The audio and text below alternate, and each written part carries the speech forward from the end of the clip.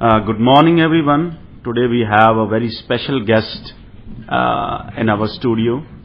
The guest, our generation has grown up seeing his name on the ballot box, on the ballot paper, and he's a treasure trove of administrative experience, one of the longest serving MLAs in the history of British Columbia. We have in our studios Michael de Jong. Mike, welcome to Radio India. Lovely. Sat Sri Akal. Thanks for having me on the Sunday show. Thanks for taking out time, Mike. So today, we'll be benefited from your knowledge, your experience, your administrative experience. So we'll discuss a range of issues ranging from your early forays into politics and your experience, because you have held so many important portfolios in the provincial government, and you started from the grassroots, from a school trustee, and went up to the level of a provincial minister, and now you are starting a new journey. So we'll start with your early life. Mike, as Canada is a country of immigrants, and your family is of the Dutch heritage, and your family migrated to Canada after the World War II. So if you can share us with those intergenerational memories of the war and your early life, your family's early life as immigrants to Canada. Lovely, and thank you. And again, thank you for having me on the program. My story is very similar to what a lot of Canadians have experienced. And you're right, my parents immigrated to Canada after the Second World War from a continent that was destroyed.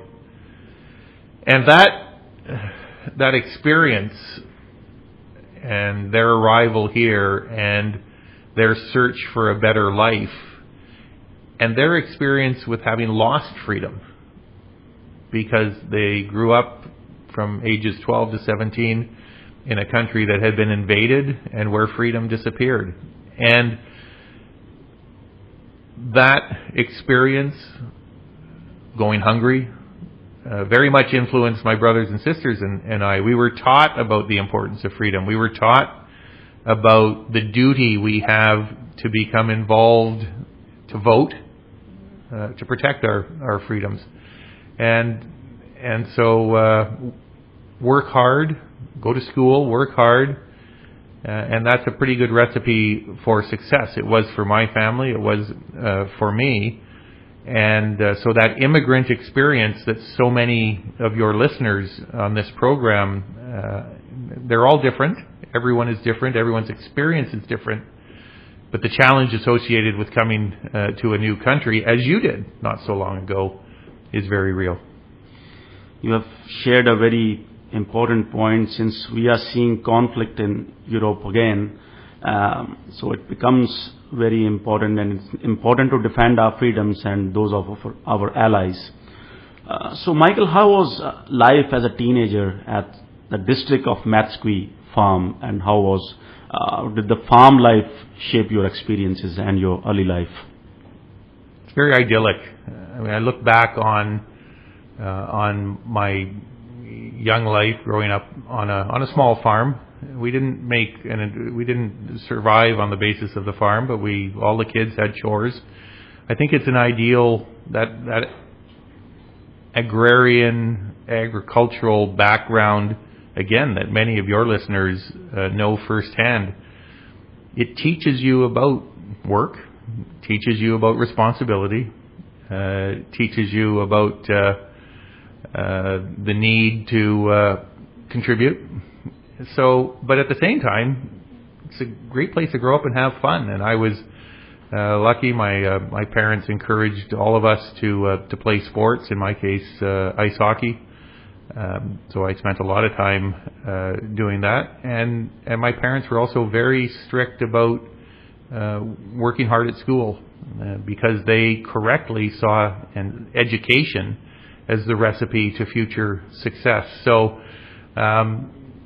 when I describe it that way, it may seem to people, well, that was a lot of work. We didn't know that. I thought I was the luckiest kid in the world. I still think I'm the luckiest kid in the world for how I grew up and the opportunities that I got from my parents' hard work. As you have pointed out, many of our listeners come from farming communities themselves. So farming is seen in some communities. It's more of a cultural thing, and it becomes a way of life.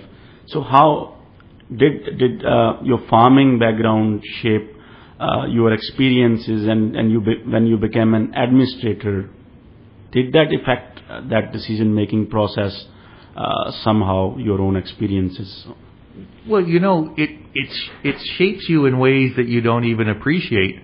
I love to eat. I eat too much.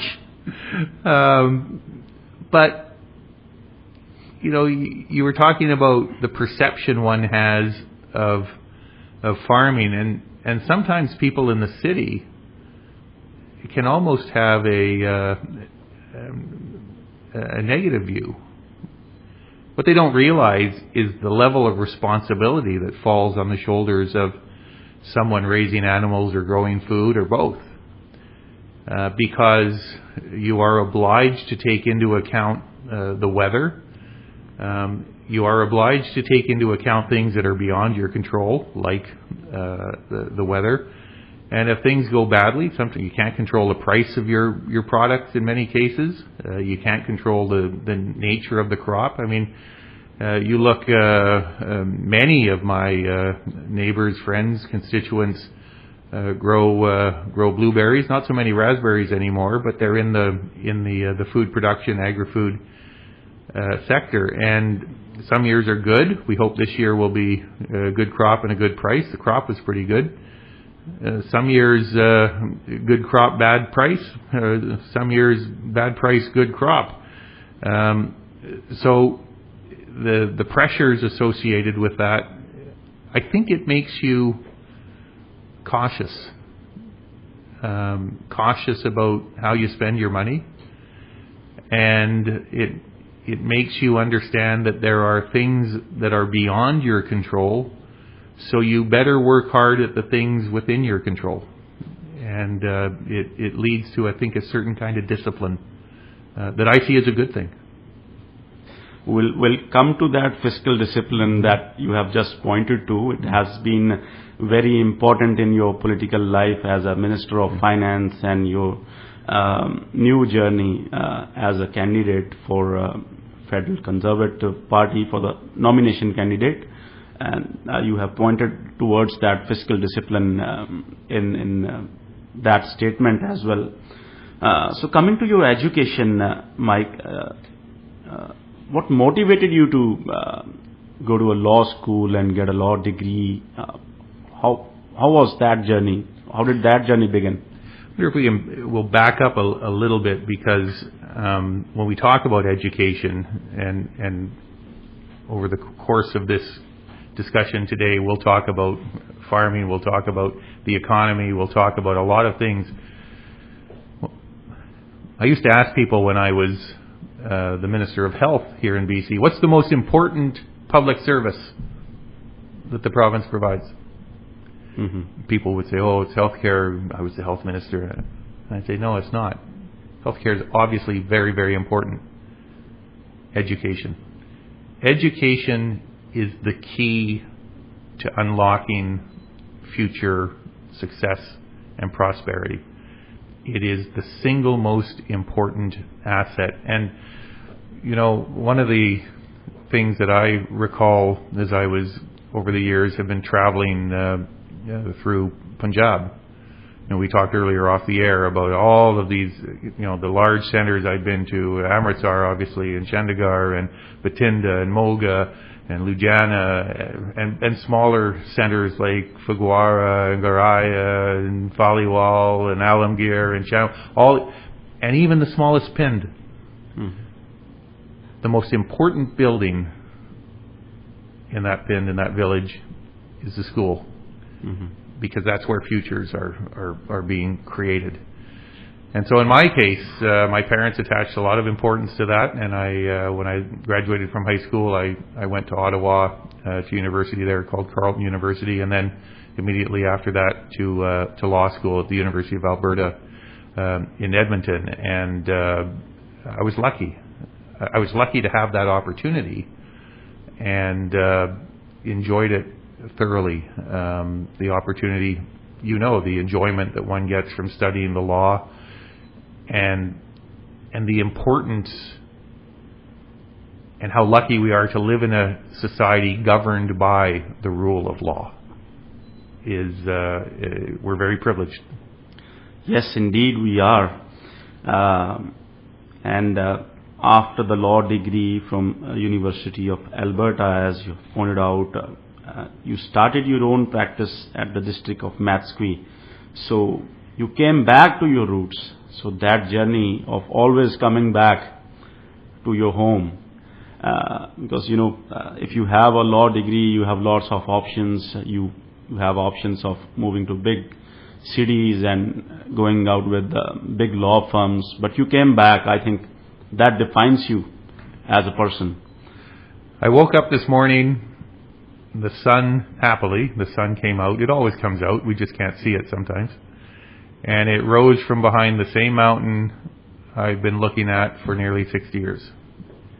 And I derive great comfort from the continuity, from the certainty, from the beauty of that little patch of land that I grew up on and now still call home. So yes, I did come home, and I always intended to. I was, again, very lucky to be able to go study elsewhere in the country, and a couple of times elsewhere in the world. But I wanted to come home because I always felt comfortable, a great affection for the place, the people, and I wanted to give back to my community. I wanted to help build futures for other people. So at a very young age of 26, if I have got it correct, you became a school trustee, one of the youngest in Canada. And as I have, stated in the very beginning, that you are a treasure trove of administrative experience, who has worked from the level of a school trustee to a provincial minister. I would like to have your take on the school education today. Why do we have so many portables in the schools today? Why our education system is, I would have to say, is lagging behind on quality education, and we are seeing certain type of radical gender ideologies being pushed in the school education. So how did we reach this spot? How did we reach here? Well, I'm glad you asked, because I'm afraid that for too long we have deluded ourselves in this province, and maybe this country, into thinking that our public education system is far better than it actually is. And people might be surprised to hear me say that. There are two elements to that. You've mentioned them both. One is easier to fix than the other. The question of space, portables. Here we are sitting in Surrey, where people are angry because the present government, Mr. Eby, made certain promises 7 or 8 years ago, and of course they have failed miserably. That, ironically, is an easier problem to fix, though, than the larger problem, which is the quality of the education itself.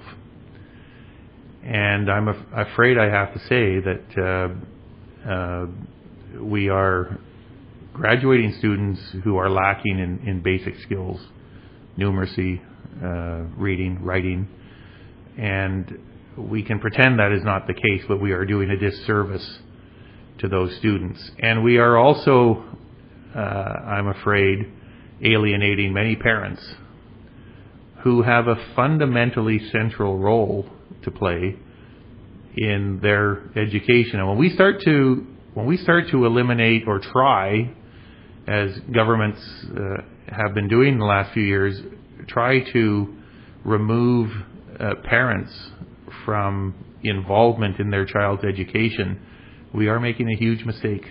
And that too is something that needs to be addressed and needs to be changed. So now, Mike, I'll take you to February 17, 1994. A young Michael de Jong defeats the leader of the Social Credit Party from the district of Matsqui by a slim margin of 42 votes. What were your feelings then? How long did that take for that victory to sink in for a young Mike de Jong? Yeah, I was 29. The first feeling was disbelief. It was quite remarkable, but I learned a lot of lessons. So one of the lessons I learned, of course, is, and this is important for everyone listening to the Sunday show, every vote counts. I won by just over 40 votes. And if 20 of those people had voted differently, or if some of them hadn't shown up, we wouldn't be here talking now. So I say to people, first and foremost, never mind who you're going to vote for. That's your decision. In our democracy, the vote belongs to you. But for heaven's sakes, exercise that right. Because people died protecting it. So that's the first thing it taught me. Second thing it taught me was how unfair politics can be. The lady I beat was an icon of Canadian politics, Grace McCarthy. She had rebuilt the Social Credit Party, the Free Enterprise Coalition in the 1970s. She'd been elected in the 1960s. She helped Bill Bennett rebuild the Social Credit Party in the 1970s. And had contributed tremendously through the 70s and into the 80s. She only lost by 40 votes. And some people said terrible things about her. And I thought, my goodness, if the result had been the other way, she would be the hero. So I always have great respect for anyone who puts their name on the ballot. I mean, you walk around Surrey today and there are signs. Anyone who has had the courage, whatever political party, or no political party, anyone who has the courage to put their name out there and ask people for their support deserves respect. And I always try to give it to them. So, Mike, how did that happen? Like, what motivated you to, become an MLA, enter into the provincial politics? So, how did that all happen? Well, as we've discussed, I was a school trustee in Abbotsford, and a fella by the name of Gordon Campbell came out to Abbotsford. He was the newly elected leader of the new Free Enterprise or emerging Free Enterprise Coalition, the BC Liberal Party, and he knew the mayor of what was then Matsqui.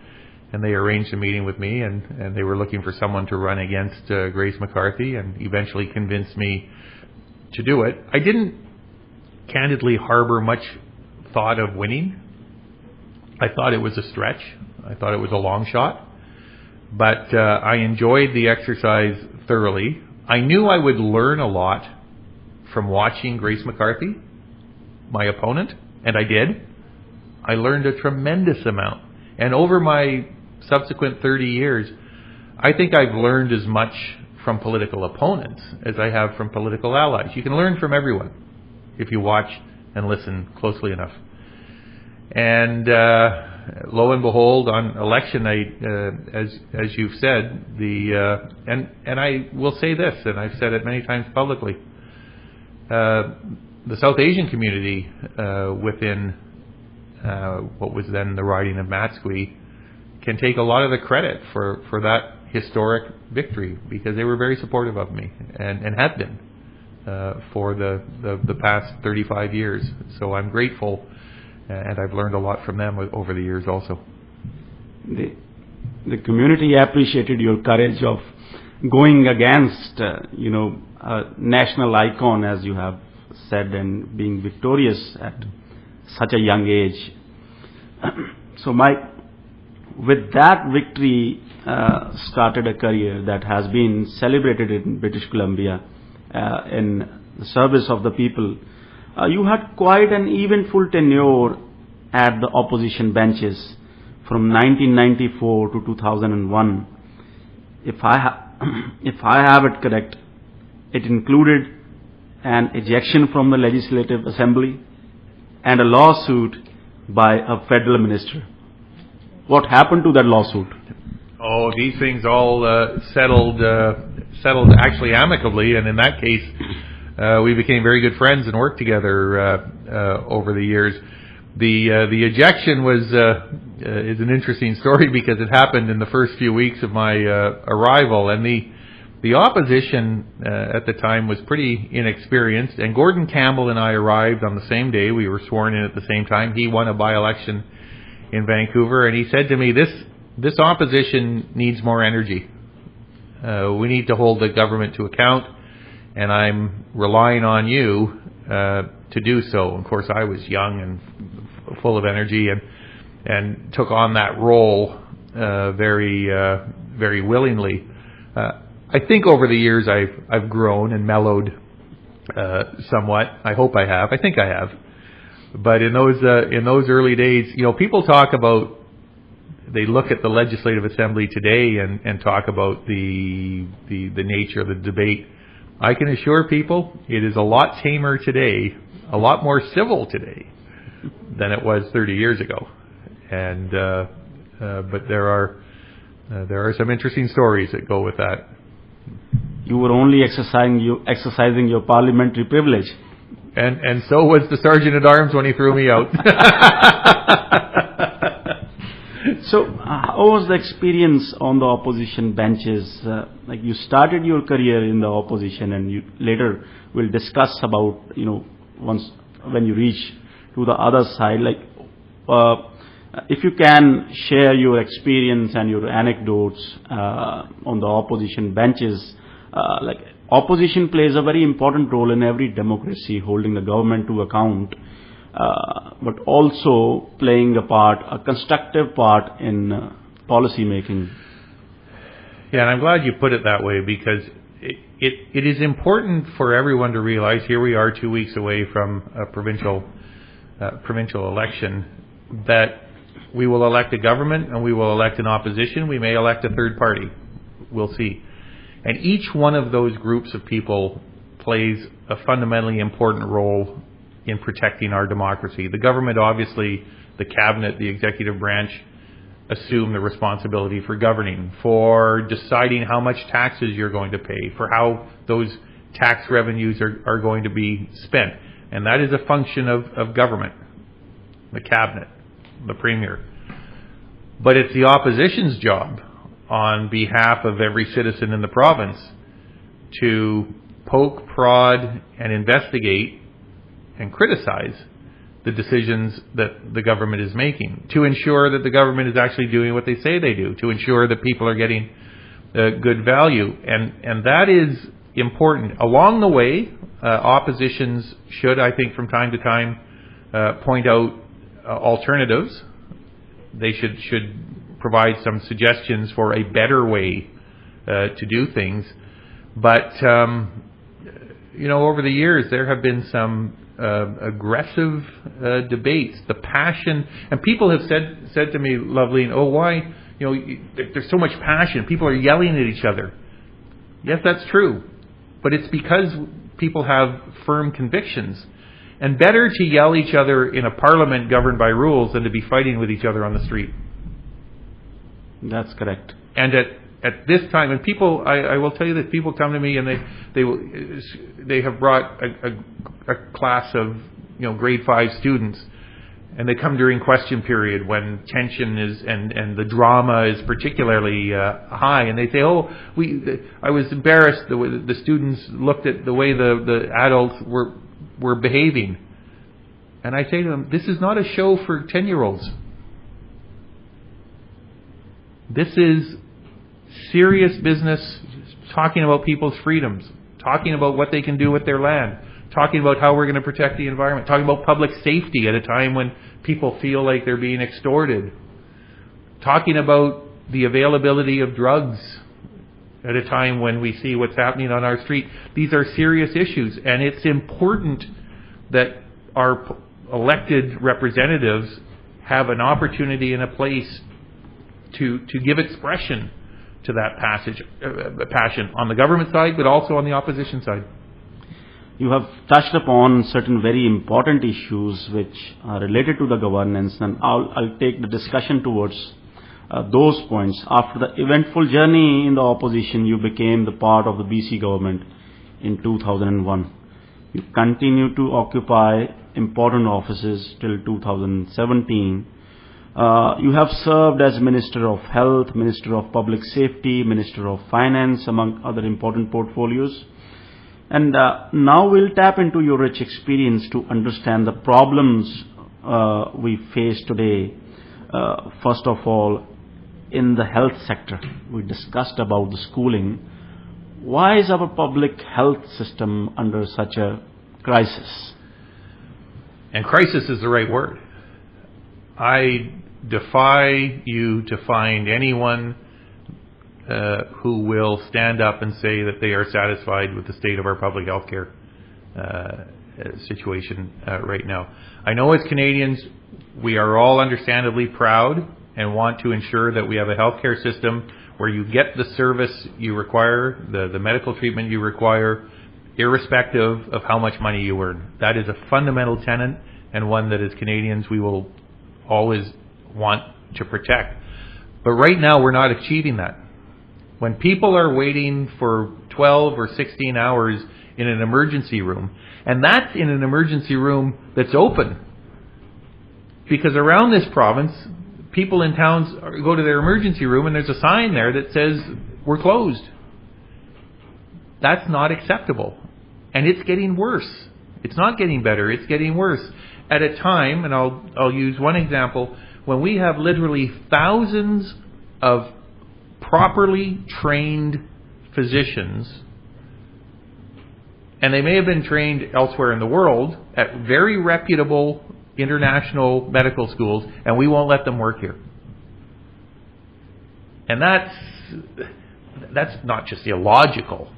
That is reprehensible given the crisis we're facing right now. And I have seen this time and time again, and as I say, it's gotten worse, not better. And a lot of these internationally trained students are Canadians, BC kids, BC students that have gone abroad, got the education, they have written the qualification exam that says they're qualified, and they're still not allowed to practice. They're still not given that opportunity.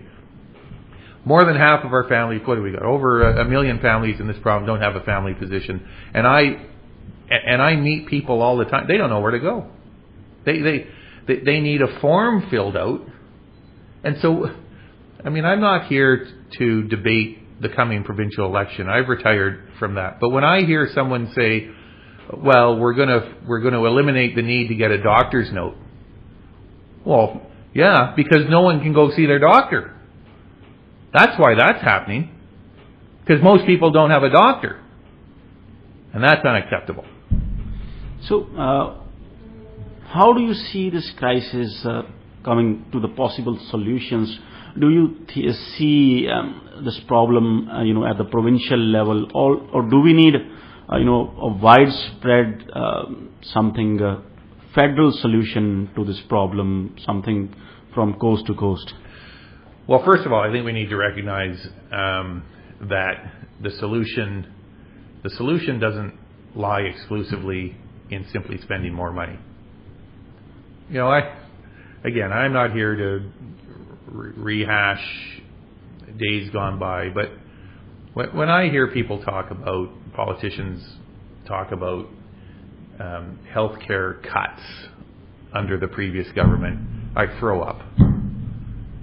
Because the budget doubled. I don't know how going from 10 billion to 30 billion represents a cut. I just don't understand that. And we're not going to fix this if we're not honest with people. So it begins with honesty. There is an issue around ensuring we have the facilities. We're a growing population. I worked much of the first half of my provincial career to get a hospital built in Abbotsford. It got built and opened in 2008. It's now too small. 16 years later. Now, happily, we built that hospital with the capacity to add 2 more wings. So that can be addressed. So that's on the construction side, on the facility side. But we better also think about how we're going to do things differently in terms of medical professionals, nurses, nurse practitioners, doctors, and how we're going to deploy more of them so that people have access to those professionals. And there are ways to do that as well. And I'm hoping that the new provincial government and the new federal government will work together. Because there's one other thing we need to realize in this country. We are a small population. And we better find ways. We can't keep squeezing more money out of the taxpayers' pockets. We better find ways to work together as a country on drug approvals, on drug purchases, on pharmaceutical purchases, medicine purchases, to get more bang for our buck. So, fiscal responsibility, financial responsibility has been a recurring theme in your speeches and in this interview as well. Since as a finance minister, you had this penchant for fiscal discipline, by the way, paid a rich dividend at the time of the pandemic. You have advised Mr. Trudeau, to spend carefully. Now in the province of British Columbia, we have a projected fiscal deficit of $126 billion. How do you see this deficit, and how will we come out of this situation? Well, first of all, it's unsustainable. It's horribly disappointing because, yes, for the time I was in government in the 5 years balancing the budget, our province was in such great shape.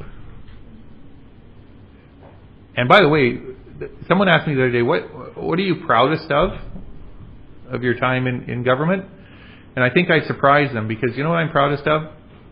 Is something that happened when I wasn't actually in government. When the COVID pandemic hit in 2020, British Columbia was in the strongest position of any government, any province, any state in North America to assist people. Why? Because in the years previous, we had paid down debt with budget surpluses. We had been careful about how we spent money, and we had balanced budgets. And I don't understand why people like Mr. Trudeau and Mr. Eby are so dismissive of this concept that all of us have to live by. In our homes, we understand if we consistently spend more than we have, we're going to be in trouble. We know that in our homes with our families. It's such a basic principle. We know in our businesses, in your law firm. Great, you can go out, if you keep going out and having $300, $400 lunches and spending more than you're making in the business of your law firm, you're going to be in trouble. Why is it that some politicians like Mr. Eby and Mr. Trudeau think that they are immune? And I'll tell you what it is. It's selfish politics. And it's selfish for this reason. Because these people, they're not stupid people. I would never call people, they're not stupid people. They know they're creating a mess. But they also know, and this is why it's selfish, they won't be there to clean it up. That's why it's selfish. They're going to leave the mess for someone else to clean up. And in the federal case, I think it's time for someone else to come along and start cleaning up the mess. Yes, indeed. Since, before coming to the federal sphere, so your new journey As one of the longest serving MLAs in the history of British Columbia, how difficult was it to say goodbye? And what was the motivation behind this new journey of seeking nomination as a federal conservative? You know, whenever you've dedicated a big chunk of your life to anything, I think it's difficult to say goodbye. And you make a lot of friends. You know, I have friends within the NDP on the other side of the aisle, and you come to you work with people, obviously colleagues that I've worked with for many years. But Loveleen, it was time. It was time to give other people an opportunity to bring their ideas. I have been honored. People have given me support and the opportunity to contribute in the Legislative Assembly of BC for over 30 years. I'm incredibly grateful for that. I hope I've done some good things. I think I have for people in my constituency, whether it's the new hospital, a university, highway infrastructure, trail network, a whole host of supportive housing projects. But it's time for someone else to bring their energy and their approaches to some of those provincial issues. And I wasn't convinced I was going to move to the federal scene. And then shortly after I announced my intention to retire provincially, a fellow I've known for many years, and a good friend of mine, Ed Fast, who's the Member of Parliament in Abbotsford, announced his pending retirement. And that's when my phone started to ring. And people said, you know, it's a mess in Ottawa. You're the guy that balanced the budget for 5 years. And I had spoken previously with Pierre Poilievre. In fact, I was the only MLA out of 80 plus MLAs that endorsed him when he sought the leadership of the Conservative Party of Canada. I was the only MLA in BC to endorse him, and I did that because I appreciated his courage. He started talking about fiscal responsibility when no one else was, and it wasn't popular. Now people understand now, and what I said to him, I said, I appreciate your courage, and I'm supportive of that. So those things all kind of came together in the spring of this year, and that led to my agreeing to let my name stand. And again, I'm very gratified by the tremendous amount of support that has sort of surged forward through this nomination. It's grassroots politics, you know. It's the essence of what democracy is about. Meeting with people in their homes, talking to them about their lives, not my life, their lives, and I love it. Coming to the Conservative Party, we have discussed about fiscal conservatism. So, moving to the Conservative Party, I'd like to have your views on your understanding of conservatism. You have emphasized that, I quote, economic strength and social well-being go hand in hand, guided by conservative principles. What are those principles? What does conservatism mean to you? Well, we've talked a lot about responsible fiscal management, so that clearly is a big part of the importance I attach and my attraction to what Pierre Poilievre and the Conservative Party of Canada are advancing. It's a pretty basic principle, which is respect taxpayers, respect the dollars they send. Government has no money of its own. It all belongs to the taxpayers. So that's respecting that, spending it carefully, spending it wisely. I would say this, there has been a trend over the last number of years on the part of Mr. Trudeau to grow the size of government. I see there is a very important role for government to play in a whole host of areas. Federally, safety, criminal justice, international relations, environmental protection. There's a but having said that, and protecting the less fortunate who are in bad circumstances through no fault of their own. But we shouldn't be expanding government just for the sake of expanding government. I mean, you look at our employment numbers in this country, in this province now, the biggest job growth is happening in government. The government doesn't generate wealth. The private sector generates wealth. So I am one of those people. I'm a free enterpriser who believes that the economic growth in this country needs to be driven by private sector investment, large and small businesses who people who come here and feel like if they invest their money and their hard work, they can be a success and employ people along the way. And thirdly, individual freedoms. Those, somewhere along the line, those individual freedoms seem to be eroding in our country. And I've said this a lot in the last few. Freedom of speech, that most important of all freedoms, only means something when we protect that freedom when you say something I disagree with. If we're all in the room and we all agree with everything we say, well, freedom of speech isn't that important because we all agree. It's important when I am prepared to stand up and say, Loveleen, I disagree with your point of view on that issue, but I respect and I will protect your right to say it. That's important. Yeah, that is the very seed of a free society that you have just mentioned.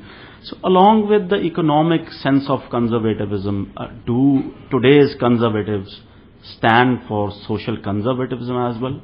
For family, for God, and other very basic building blocks of our society from the times immemorial? Yeah, and I'll give you a couple of examples where I think the present government is moving in the wrong direction, federally, provincially. Back in 2020, 2021, religion is a very personal matter. Spirituality is a very personal thing. But we have a constitutionally guaranteed freedom to worship, freedom of religion in this country. And back in end of 2020, 2021, when the government started to say, well, it's okay to go to the mall, to the food court, and it's okay to go to your Pilates class, and it's okay to go to the gym, but you can't go to Gurdwara, you can't go to your church.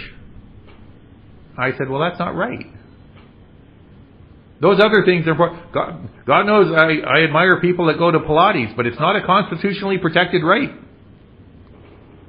Freedom to worship is. Freedom of religion is. So, taking steps to protect that and speaking out when I see that under attack is important to me.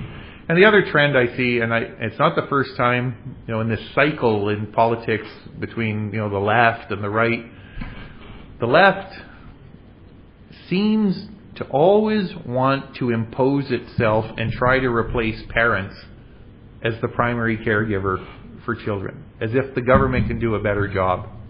And it's just not right. For heaven's sakes, do I have to go through the list of tragedies that have occurred in circumstances where government has assumed responsibility for caring for a child? Look, I understand there will be circumstances where the state needs to step in. Not all parents are perfect.